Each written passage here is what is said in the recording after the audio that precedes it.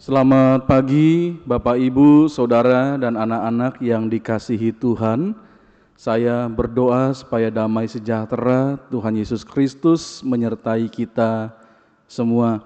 Kita akan mempersiapkan diri kita dengan sebaik mungkin untuk memasuki saat kebaktian pagi ini.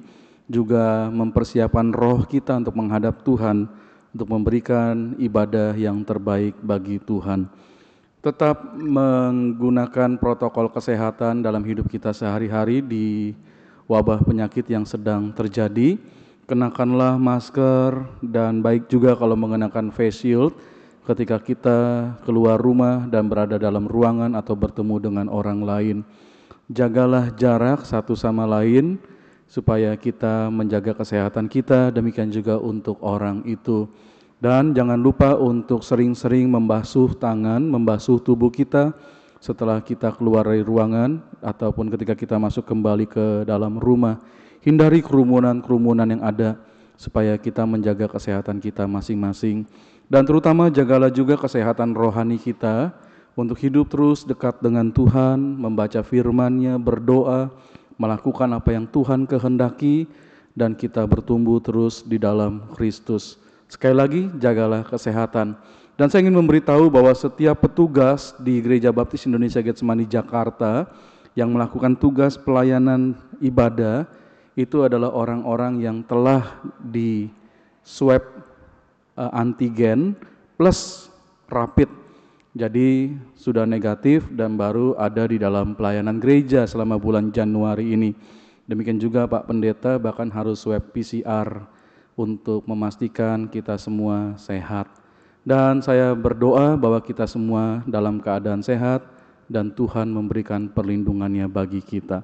Bapak, Ibu, Saudara dan anak-anak yang dikasihi Tuhan, tetaplah kita setia mengikuti kegiatan-kegiatan gereja kita yang diadakan setiap hari Rabu. Ada jam doa, jam 6.30 malam.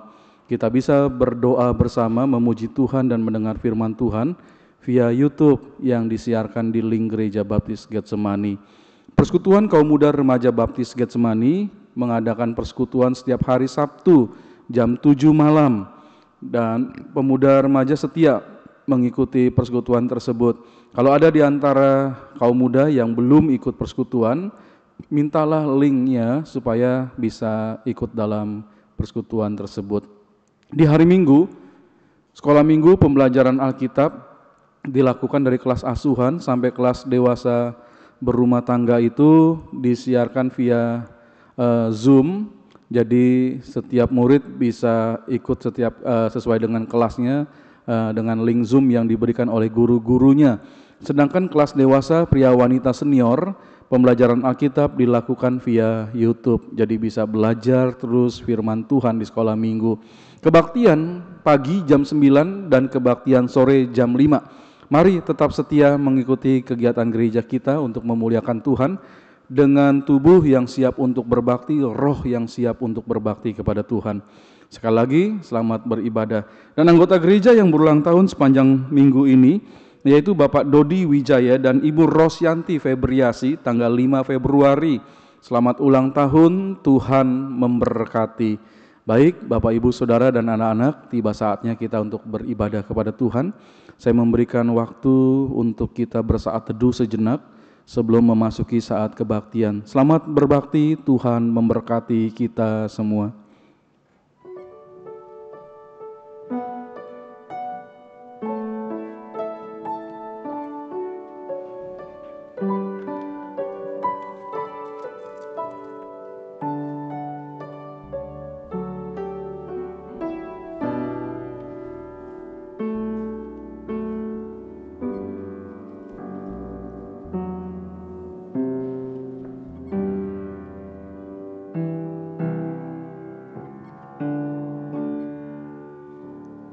Selamat pagi sidang jemaat sekalian.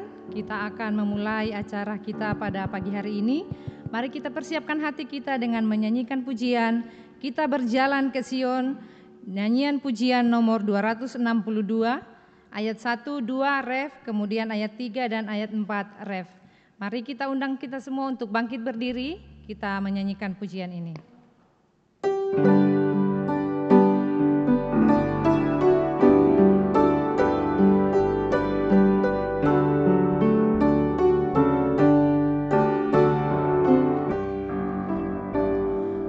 Mari umat Tuhan yang kasih padanya, marilah naikkan pujian, marilah naikkan pujian, keliling tatanya, keliling tatanya. Yang tak kenal Tuhan segan memujinya, tetapi anak kerajaan, tetapi anak kerajaan bersukacitalah, bersukacitalah. Ke Sion, ke Sion. Ke Sion, ke Sion, kita berjalan ke Sion. Marilah kita ke Sion, berjalan ke kota Allah. Sebelum kita sampai di Sion yang suci, banyak hal ihwal yang permai, banyak hal ihwal yang permai yang kita alami, yang kita alami. Tetapkan hatimu, hentikan tangisan. Ke Sion kita terus maju, ke Sion kita terus maju, penuh kesukaan, penuh kesukaan. Ke Sion, ke Sion, kita berjalan ke Sion.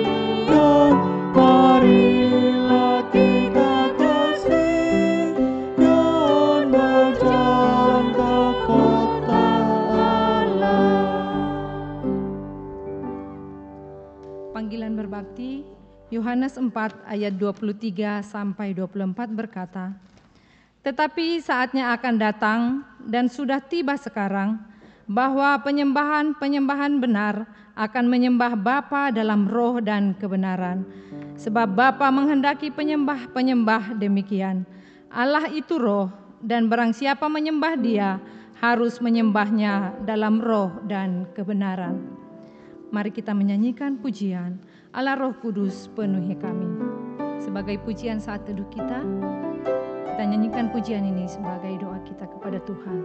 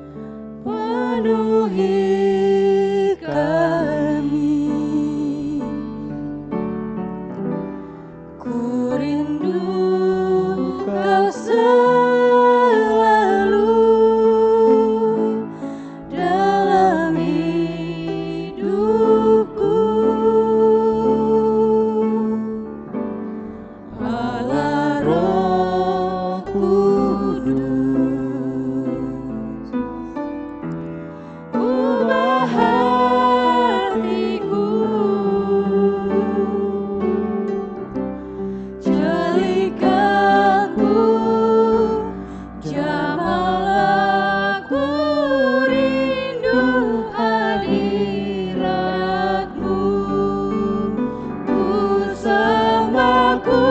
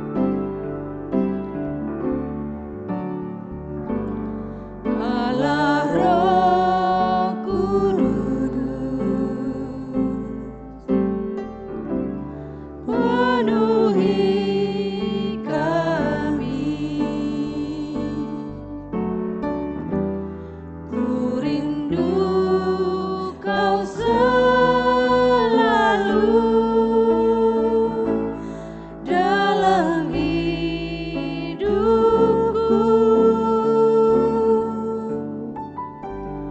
Allah Roh Kudus,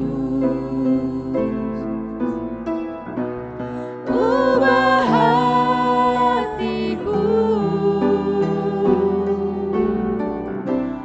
jadikanku jamahlah ku rindu hadiratmu. Ku sembah kudus, kudus,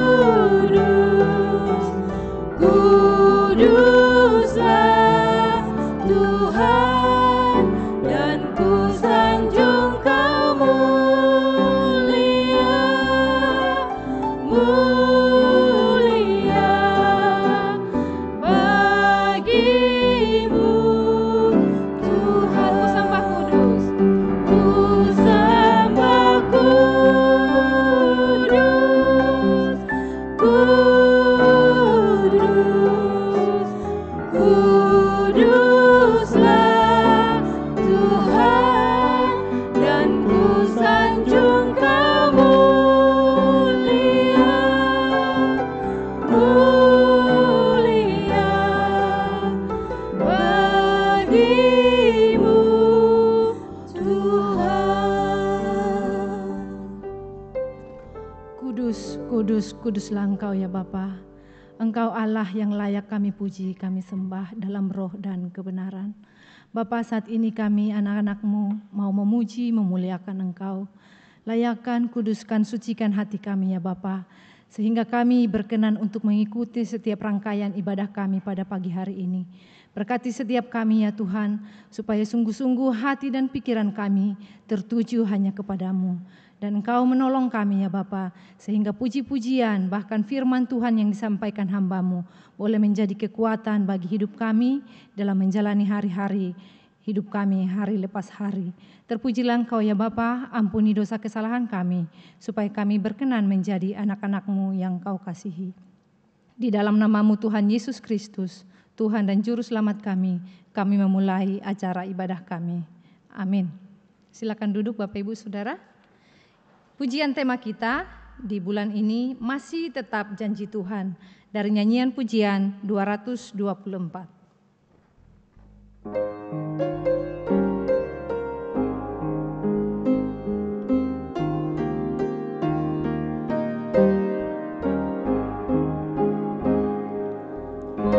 Masih tetap janji Tuhan, walau yang lain runtuh, sabdanya yang dinyatakan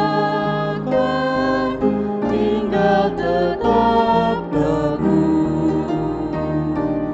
Biarpun gunung pindah, langit bumi berubah, janji setia Allah kokoh selamanya. Terus pegang perjanjiannya, walau gelap gulita, bagaikan bintang bercahaya, janji setianya. Biarpun gunung pindah, langit bumi berubah, janji setia Allah kokoh selamanya.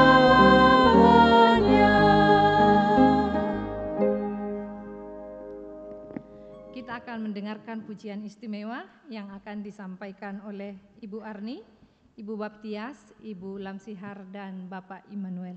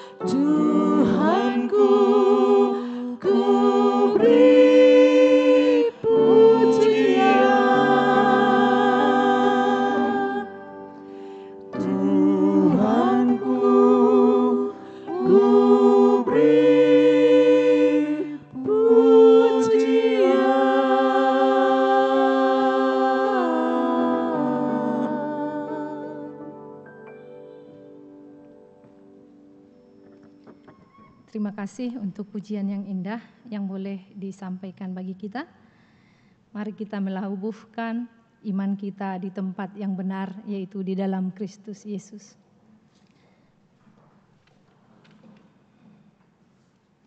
Firman Tuhan yang akan disampaikan oleh Bapak Pendeta Raymond dengan judul Tuhan jadikan hidupku untuknya. Mari kita persiapkan hati kita dengan menyanyikan pujian seperti rusa rindu sungaimu.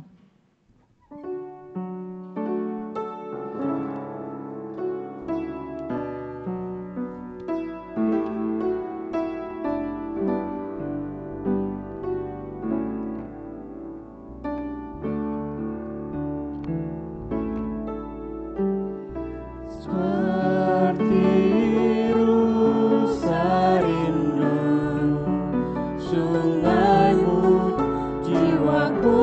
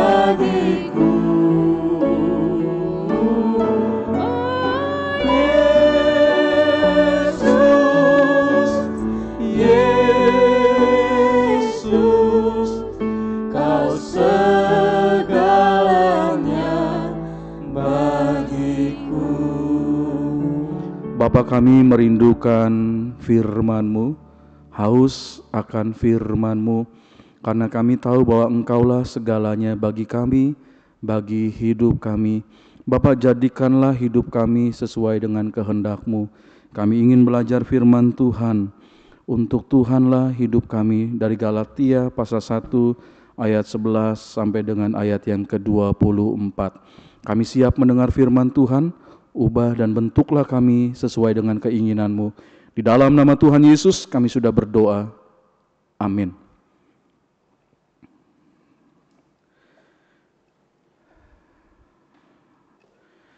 Ketika saya membaca surat yang ditulis oleh Rasul Paulus ditujukan kepada jemaat di Galatia, saya merasa firman Tuhan berbicara, Tuhan jadikan hidupku untuknya, untuk Tuhan. Ya. Hidup, menurut Kamus Besar Bahasa Indonesia, itu masih terus ada, bergerak dan bekerja sebagaimana mestinya. Jadi kalau saya, Bapak, Ibu, Saudara, dan anak-anak saat ini beribadah bersama dan sedang mendengar firman Tuhan, kita berarti masih hidup. Nah, siapakah yang memberikan hidup bagi kita? Ini yang harusnya menjadi pengetahuan bagi setiap orang yang hidup. Firman Tuhan mengatakan bahwa Tuhanlah yang memberikan hidup bagi manusia.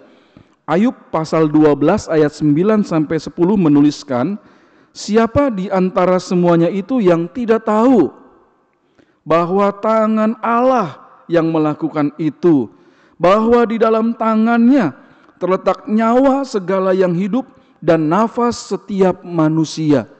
Jadi jelas sekali bahwa hidup kita, nyawa kita, nafas kita ada dalam tangan Allah. Dan Alkitab mencatat seharusnya hidup kita itu ada di dalam Tuhan dan dihubungkan dengan terang. Ia telah membebaskan nyawaku dari jalan liang kubur dan hidupku akan melihat terang. Ayub 33 ayat 28.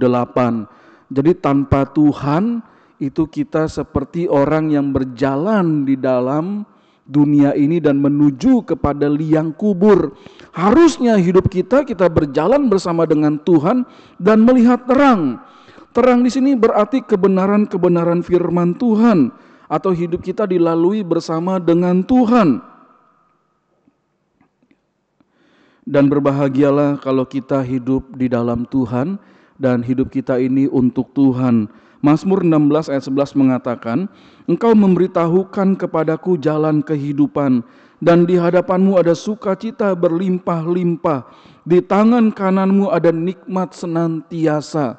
Jelas kalau kita memberikan hidup kita untuk Tuhan, dan Tuhan menjadikan hidup kita untuk Dia, kita akan berjalan dalam nikmat Tuhan senantiasa dan sukacita berlimpah-limpah bagi kita. Ada orang yang menjalani hidupnya dengan sikap yang tidak menyenangkan. Pasti orang ini tidak berada di dalam Tuhan dan hidupnya tidak untuk Tuhan, ya. Orang-orang yang seperti itu gampang tersinggung, ya, cepat marah, gaya hidup semaunya dan tidak peduli akan Tuhan. Nah, itu hidup yang tidak untuk Tuhan, ya. Saya dan kita semua melihat bahwa masa pandemi ini sudah kita lalui hampir setahun, ya. Dan ada juga orang-orang yang tidak pergi ke gereja selama itu. Bagaimana rasanya, ya, kita hidup tanpa bergereja.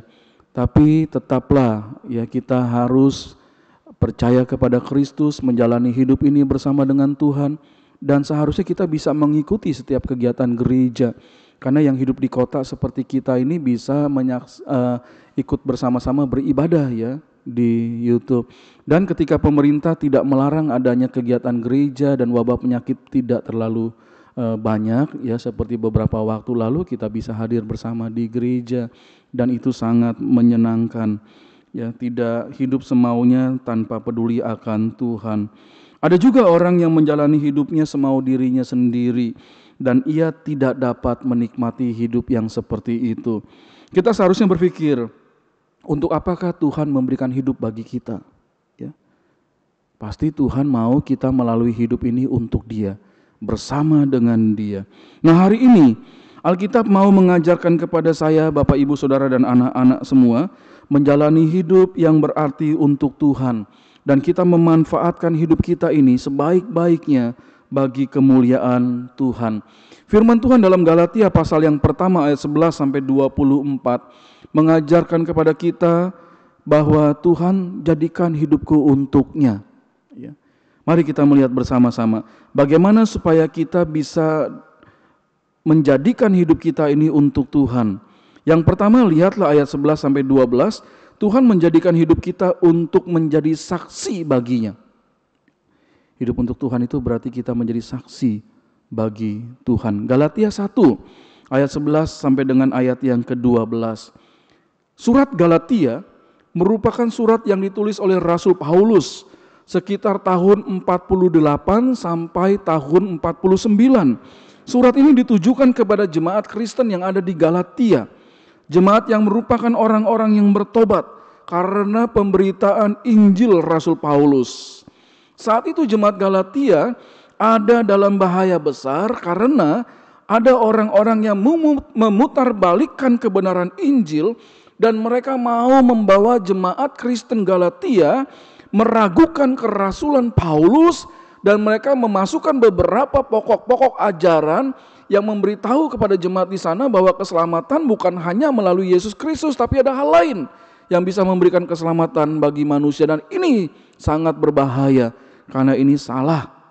Itulah sebabnya ketika Paulus mendengar berita itu, dia segera menuliskan surat kepada jemaat Galatia supaya mereka tidak menjadi tersesat ya akan ajaran-ajaran palsu yang ada, dan ingin memberitahu kebenaran bahwa dirinya adalah rasul dari Yesus Kristus.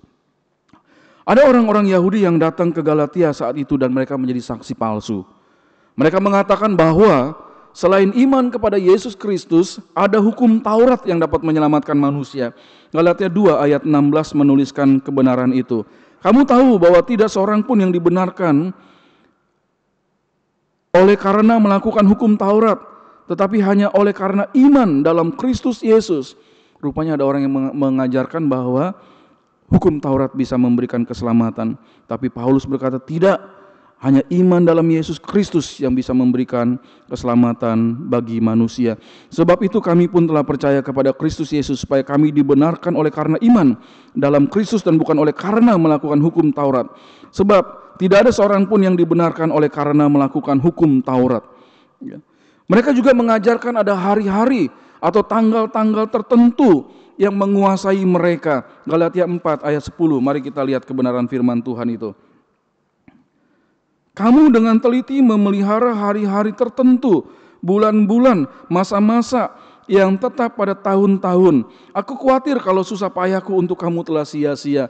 Jadi masih ada orang-orang Kristen di Galatia yang hidupnya terikat dengan aturan-aturan atau tradisi-tradisi yang mengatakan ada hari-hari tertentu, tanggal-tanggal tertentu yang bisa membuat mereka mujur baik atau harus melakukan acara ritual. Dan itu semua tidak berlaku bagi kita orang-orang percaya. Saya seringkali memberitahu kepada jemaat ya, dan jemaat sudah mengerti karena dewasa. Kalau ada yang meninggal di antara keluarga, mereka sudah tahu tidak harus 3 hari, 7 hari, 40 hari, 1000 hari, 1 tahun, tidak perlu mengadakan acara untuk mengingat itu sesuai dengan waktu-waktu seperti itu. Kapan saja. Jadi mereka mengatakan kapan saja kita bisa, ya Pak Pendeta, iya kapan saja kita bisa mengadakan kebaktian kenangan, kebaktian penghiburan, tidak terikat oleh hari atau tanggal-tanggal tertentu. Kita menguasai mereka semua dan tidak hari atau tanggal-tanggal itu yang menguasai kehidupan orang-orang percaya. Lalu ada juga ajaran palsu yang menempatkan sunat Yahudi sebagai yang utama. Galatia pasal 5 ayat yang ke-6 diajarkan demikian oleh mereka. Sebab bagi orang-orang yang ada di dalam Kristus Yesus, hal bersunat atau tidak bersunat tidak mempunyai sesuatu arti. Hanya iman yang bekerja oleh kasih. Dan Rasul Paulus mengingatkan, sunat enggak masalah. Tapi iman kepada Yesus Kristus itulah yang menjadi utama bagi kita. Paulus ingin menyatakan juga bahwa segala kesaksian mereka bukanlah Injil yang benar. Para saksi-saksi palsu itu ya. Bukan Injil yang benar seperti yang Injil yang sudah diberitakan oleh Rasul Paulus. Paulus mengatakan kebenaran itu dalam Galatia 1 ayat 11 sampai 12. Mari kita lihat firman Tuhan. Sebab aku menegaskan kepadamu, saudara-saudaraku, bahwa Injil yang kuberitakan itu bukanlah Injil manusia. Karena aku bukan menerimanya dari manusia, dan bukan manusia yang mengajarkannya kepadaku, tetapi aku menerimanya oleh penyataan Yesus Kristus. Jadi jelaslah Injil yang diberikan oleh Rasul Paulus bagi jemaat di Galatia, bagi setiap orang yang percaya adalah Injil yang benar, dan Paulus menjadi saksi atasnya. Paulus menjadi saksi hidup bagi Kristus dan benar adanya, karena semua itu berasal dari Yesus Kristus sendiri. Dan Paulus mengatakan, aku menjadi saksi atas Injil dari Tuhan Yesus.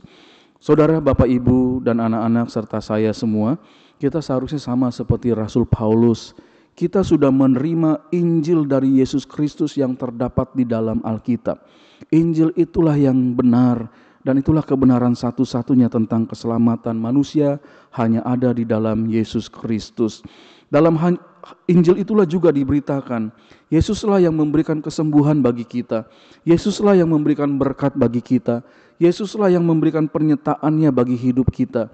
Dan Injil itu memberitahu demikian. Kita percaya sepenuhnya atas berita Injil yang benar itu. Ya, hati-hati, karena sekarang ini ada banyak ajaran yang tidak sesuai dengan Injil Tuhan sedang diberitakan. Banyak orang yang menjadi saksi yang palsu dan memberikan ajaran palsu dengan mengatasnamakan Injil Tuhan. Kita perlu hati-hati. Hidup kita perlu dipergunakan oleh Tuhan seperti Tuhan mempergunakan hidup Rasul Paulus menjadi saksi yang benar bagi Tuhan. Saya dan saudara harus menjadi orang-orang yang mempersembahkan hidup kita bagi Tuhan untuk menjadi saksinya, saksi Injil yang benar, dan kita harus setia melakukan hal itu. Saya membaca ada banyak orang yang mau menjadi saksi Injil yang benar. Ceritanya begini, di sebuah pulau di sebuah negara pada abad ke-17, beberapa orang Kristen melayani Yesus Kristus dengan setia di pulau itu. Ada seorang utusan Injil bernama Tim Johnson. Dia bercerita bahwa seorang penguasa di tingkat provinsi di pulau itu menyatakan bahwa setiap orang-orang Kristen itu ancaman terhadap kebudayaan tradisional, karena ajaran Kristus Injil yang benar itu sudah membebaskan orang-orang percaya itu dari ikatan-ikatan ya kebudayaan ataupun hal-hal yang tradisional yang tidak sesuai dengan firman Tuhan. Jadi mereka hidup menurut firman Tuhan. Lalu penguasa itu merencanakan suatu jebakan yang kejam. Ia menaruh gambar Yesus, ya. Bukan masalah gambarnya, tetapi di situ dia menyatakan ini iman kalian di atas gambar ini. Ya. Jadi kalian yang orang-orang yang percaya kepada orang ini, ya, kalian diberikan kesempatan. Kalau kalian menginjak gambar ini, kalian akan bebas.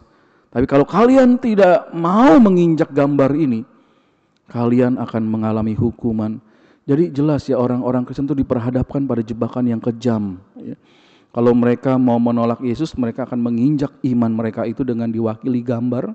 Tapi kalau mereka mau bertahan terhadap Injil, terhadap firman Tuhan, terhadap imannya kepada Yesus Kristus, mereka tidak akan menginjak gambar itu, tetapi resikonya mereka disalibkan di tepi pantai. Dan ombak akan menghantam mereka ya, terus menerus sampai mereka mengalami kematian. Dari hasil ujian itu rupanya ada 26 orang Kristen yang tetap bertahan kepada imannya. Saya beriman kepada Yesus Kristus.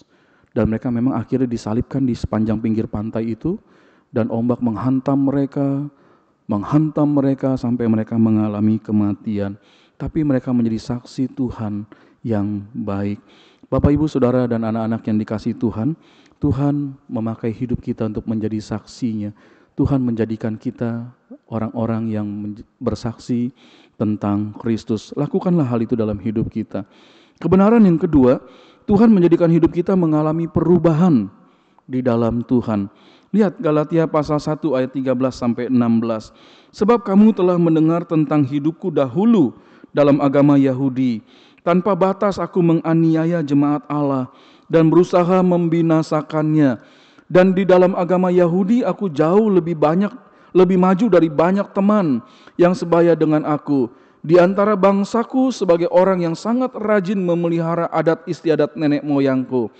Tetapi waktu Ia yang telah memilih aku sejak kandungan ibuku dan memanggil aku oleh kasih karunia-Nya, Ia berkenan menyatakan anaknya di dalam aku, supaya aku memberitakan Dia di antara bangsa-bangsa bukan Yahudi.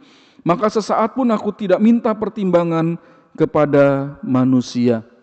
Kita diberitahu oleh firman Tuhan bahwa Paulus itu adalah orang yang ahli dalam menganiaya jemaat Allah atau orang-orang yang percaya kepada Kristus sebelum dia menjadi orang Kristen. Dia menganiaya jemaat Allah dan berusaha membinasakan orang-orang itu. Dan Paulus juga mengatakan, dulu saya ini ahli hukum dalam hal menjalankan agama Yahudi. Galatia 1 ayat 14. Tetapi semua itu bagi Paulus adalah kehidupan lamanya yang tidak sesuai dengan kehendak Tuhan. Ketika dia percaya kepada Kristus, dia tahu bahwa hidup lamanya itu adalah hidup yang tidak sesuai dengan kehendak Kristus. Dan Paulus kemudian mengatakan perubahan terjadi dalam dirinya, dan itu merupakan hasil karya Tuhan bagi dia. Paulus meyakini bahwa perubahan hidup yang dialaminya setelah dia menjawab panggilan Tuhan. Dan Paulus kemudian mengatakan bahwa Yesus yang ia terima mengubah hidupnya menjadi orang yang memberitakan Injil Tuhan. Galatia 1 ayat 15 sampai 16a. Jadi Bapak, Ibu, Saudara dan anak-anak yang dikasihi Tuhan, Paulus meyakini bahwa Tuhan yang menjadikan dia mampu mengubah hidupnya dan menjadi orang yang memberitakan Injil. Dia mengalami perubahan di dalam Yesus Kristus. Hal ini terjadi bagi kita. Kalau kita mau menyerahkan hidup kita kepada Tuhan, ya Tuhan menjadikan hidup kita untuknya, Dia akan mengubah kebiasaan hidup lama kita yang berdosa untuk kita memiliki hidup baru yang berkenan kepada Tuhan. Kita tahu, mengalami perubahan hidup dari kehidupan yang buruk, kehidupan yang berdosa, menuju kepada kehidupan yang indah dan kehidupan yang berkenan di hati Tuhan memang mungkin gak mudah ya. Gak mudah. Karena kita sudah lama hidup di dalam dosa dan kebiasaan-kebiasaan yang buruk itu. Tetapi ketika kita menyerahkan hidup kita kepada Tuhan, Tuhan pasti memberikan kita kekuatan untuk mengalami perubahan hidup. Saya mengalami hal itu. Ketika saya bertobat dan saya percaya kepada Tuhan, Dia mampu mengubah hidup saya. Tuhan, ini saya coba ubah hidup saya untuk hidup berkenan di hati-Mu. Dan Tuhan sanggup melakukan hal itu. Seketika itu juga saya mengalami perubahan hidup. Saya ingat ada seorang anak muda yang biasa nongkrong. Biasanya kalau anak muda itu nongkrong di jalan, lalu mereka ditemani dengan rokok, lalu mereka ditemani dengan minuman alkohol, itu akan membawa mereka hidup di dalam dosa. Dan ada seorang pemuda yang hidup seperti itu, tetapi kemudian suatu hari dia mempunyai kerinduan untuk datang kepada Tuhan. Dalam puji-pujian rohani membawa dia untuk kembali ke gereja. Dan di gereja itu dia mengalami pertobatan ketika firman Tuhan mengingatkan dia akan Kristus dan kasih serta orang-orang yang membutuhkan Kristus. Dan pemuda itu di dalam gereja berdoa, Tuhan kalau Engkau ada, ubahlah hidup saya sekarang juga. Dan Tuhan mengubah hidupnya. Dia tidak lagi punya keinginan untuk merokok. Dia tidak lagi punya keinginan untuk minum minuman keras. Dan dia diberi kemampuan oleh Tuhan untuk tidak bergaul lagi dengan orang-orang yang tidak mau bertobat itu. Ada perubahan hidup yang terjadi. Bapak, Ibu, Saudara dan anak-anak yang dikasihi Tuhan, mari datang kepada Tuhan. Bagaimanapun kebiasaan berdosa kita, bagaimanapun keadaan hidup kita yang buruk, kalau kita datang kepada Tuhan, Dia mampu memberi kita pertolongan untuk mengalami perubahan hidup di dalam Dia. Dan yang ketiga, Tuhan menjadikan hidup kita untuk memuliakan nama-Nya. Kita melihat dalam Galatia pasal 1 ayat 17 sampai dengan ayat yang ke-24. Juga aku tidak pergi ke Yerusalem mendapatkan mereka yang telah menjadi rasul sebelum aku. Tetapi aku berangkat ke tanah Arab dan dari situ kembali lagi ke Damsyik. Lalu 3 tahun kemudian aku pergi ke Yerusalem untuk mengunjungi Kefas, ini nama lain untuk Petrus atau Simon Petrus, dan aku menumpang 15 hari di rumahnya. Tetapi aku tidak melihat seorang pun dari rasul-rasul yang lain, kecuali Yakobus saudara Tuhan Yesus. Dan di hadapan Allah kutegaskan, apa yang kutuliskan kepadamu ini benar, aku tidak berdusta. Kemudian aku pergi ke daerah-daerah Syria dan Kilikia, tetapi rupaku tetap tidak dikenal oleh jemaat-jemaat Kristus di Yudea. Mereka hanya mendengar bahwa ia yang dahulu menganiaya mereka sekarang memberitakan iman yang pernah hendak dibinasakannya, dan mereka memuliakan Allah karena aku. Saya senang dengan tulisan Rasul Paulus ini, mengingatkan kepada kita bahwa Tuhan itu menjadikan hidup kita untuk Dia supaya memuliakan namanya. Bapak, Ibu, Saudara, dan anak-anak yang dikasihi Tuhan, Paulus memberitahu kepada kita bahwa dia menjadi rasul dan dia tidak pernah berhutang kepada siapapun juga. Apa maksudnya? Dia menjadi rasul itu bukan karena suruhan orang. Ya, dia menjadi rasul bukan karena bujukan orang atau pengaruh orang. Dan Paulus tidak segera ke Yerusalem untuk mendapatkan pengesahan para rasul. Dia menuliskan, aku nggak perlu kayak begitu. Aku pergi ke tanah Arab 3 tahun lamanya. Ya. Kemudian aku kembali hanya untuk bertemu dengan Kefas. Jadi Paulus memberitahu bahwa panggilannya untuk menjadi rasul tidak bergantung kepada siapapun juga, melainkan hanya kepada Tuhan. Karena dia meyakini panggilan hidupnya untuk menjadi rasul berasal dari Tuhan. Itu juga yang seharusnya kita pahami. Ketika kita menjadi orang Kristen, itu karena Tuhan memanggil kita untuk menjadi orang yang percaya kepada Dia. Dan kita meresponi panggilan itu. Memang bisa melalui pendeta ketika pendeta berkhotbah. Bisa melalui peristiwa-peristiwa apapun juga. Tetapi sesungguhnya Tuhanlah yang memanggil kita melalui segala sesuatu itu. Demikian juga ketika kita menjadi seorang hamba Tuhan. Yaitu bukan karena bujukan manusia, bukan karena usaha manusia, tetapi karena Tuhan yang memanggil seseorang untuk menjadi hambanya. Dan dia menyerahkan dirinya untuk melayani Tuhan. Saya pernah mengetahui ada seorang pendeta yang dia menanyakan, mewawancarai seorang mahasiswi ya, yang ada di sekolah teologia. Ya, lalu pendeta itu bertanya, kenapa kamu bisa masuk sekolah teologia? Sekolah teologi itu akan kemudian menjadi seorang pendeta ya, atau menjadi orang-orang yang menyerahkan hidupnya untuk melayani Tuhan seumur hidupnya. Jadi dia bertanya kepada mahasiswi yang ada di sekolah teologi itu, kenapa kamu masuk ke sini dan mau melayani Tuhan seumur hidupmu? Mahasiswi itu mengatakan, Pak Pendeta, suatu hari di gereja saya ada diberitakan, ada beasiswa, barang siapa yang mau masuk ke sekolah teologi, ya saya ambil beasiswa itu. Dan itu pasti jawaban yang keliru. Ya, tidak mungkin seorang akan menjadi seorang hamba Tuhan karena beasiswa, tapi karena engkau terpanggil untuk melayani Tuhan dan kau pergi ke sekolah tinggi teologi seminari. Seorang kemudian mahasiswa diwawancari, kenapa kalau kamu ingin masuk ke sekolah teologi? Saya nggak tahu, saya ingin ke Jakarta. Ya, lalu tiba-tiba saya ada di Jakarta dan masuk sekolah teologi. Itu juga bukan jawaban panggilan untuk seseorang menjadi hamba Tuhan. Tapi Tuhan yang memanggilmu, ya Tuhan akan mengatur hidupmu. Dan sedih mendengar jawaban-jawaban seperti itu. Seseorang menjadi hamba Tuhan, pendeta, itu karena Tuhan memanggil dia. Seseorang menjadi orang Kristen karena Tuhan memanggil dia dan meresponi panggilan Tuhan tersebut. Saya meyakini akan kebenaran hal itu. Dan yang terpenting dari semua itu, bagaimanakah sesudah hidup kita menjadi orang Kristen? Bagaimanakah sesudah kita menjadi hamba Tuhan, pelayan Tuhan?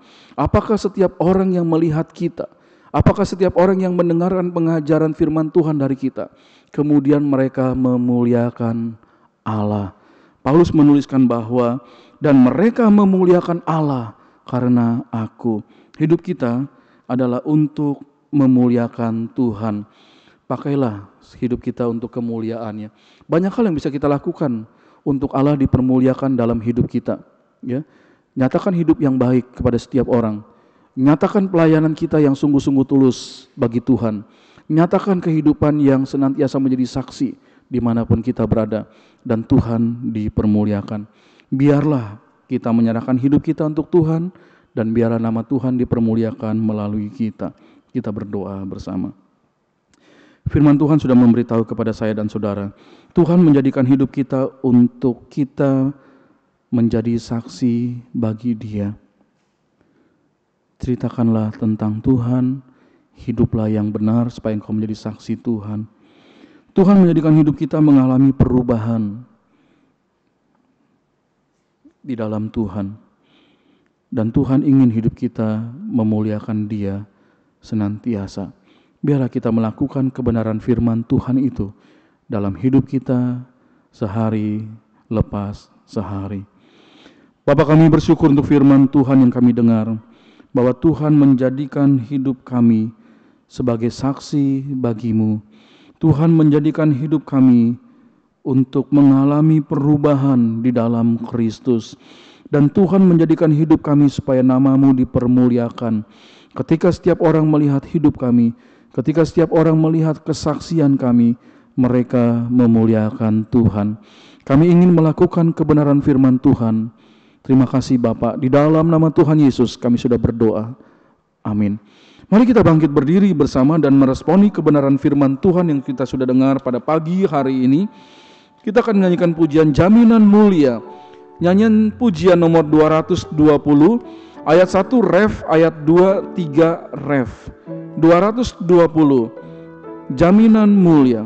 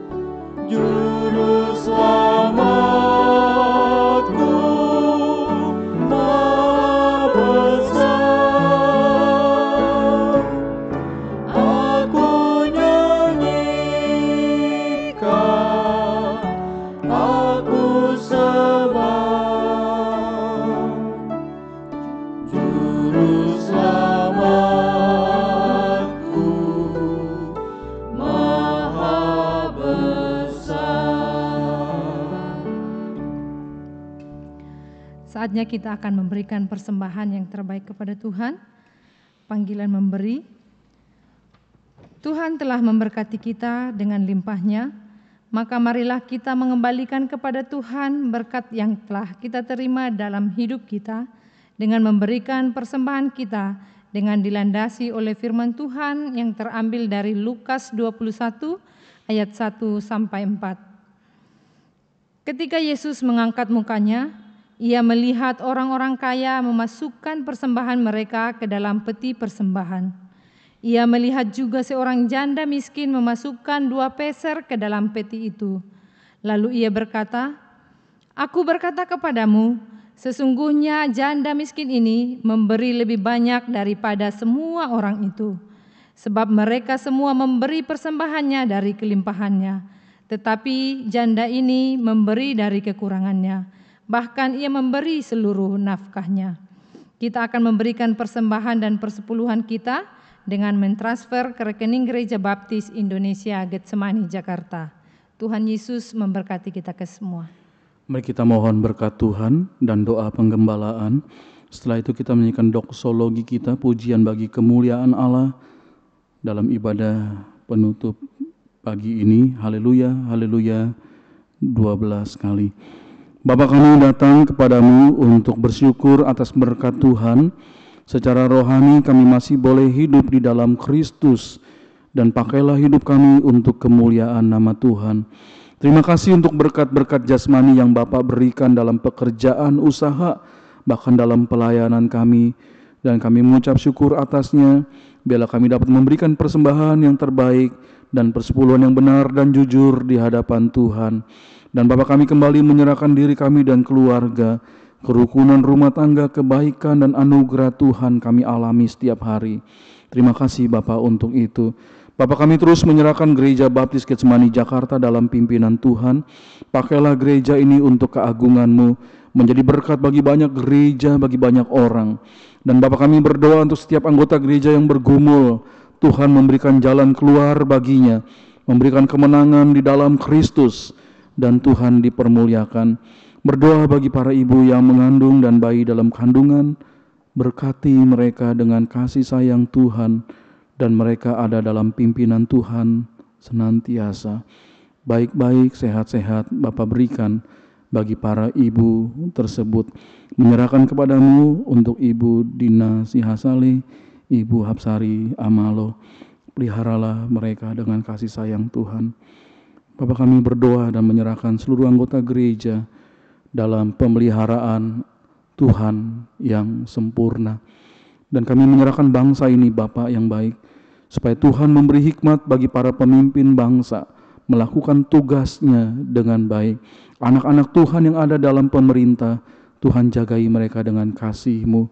Dan biarlah wabah penyakit yang sedang melanda Indonesia, bahkan hampir seluruh dunia, Tuhan berikan jalan keluar untuk penyelesaiannya. Dan biarlah vaksin akan menolong untuk memperkuat tubuh orang-orang hingga menjadi sehat, dan berdoa supaya semua orang yang sakit menjadi sehat kembali, dan lindungi orang-orang yang sehat dari segala macam penyakit. Terima kasih Bapa yang baik, hamba menyerahkan semua ini ke dalam tangan Tuhan, dan kiranya Bapa menyertai seluruh umat-Mu dalam hidup mereka hari lepas hari, dan mereka terus bertumbuh di dalam Kristus. Kasih karunia Tuhan mereka terima. Terpujilah Bapa untuk selama-lamanya. Damai sejahtera dari Tuhan Allah dan kasih karunia Tuhan Yesus Kristus dan persekutuan yang indah di dalam Roh Kudus menyertai kami sampai selama-lamanya. Haleluya. Haleluya.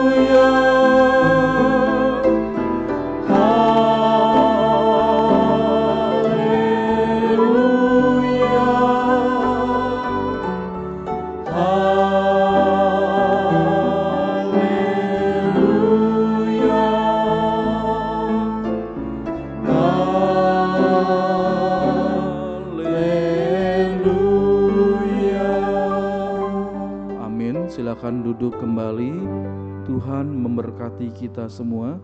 Bersaat teduhlah sejenak dan Tuhan bersama dengan kita selama-lamanya.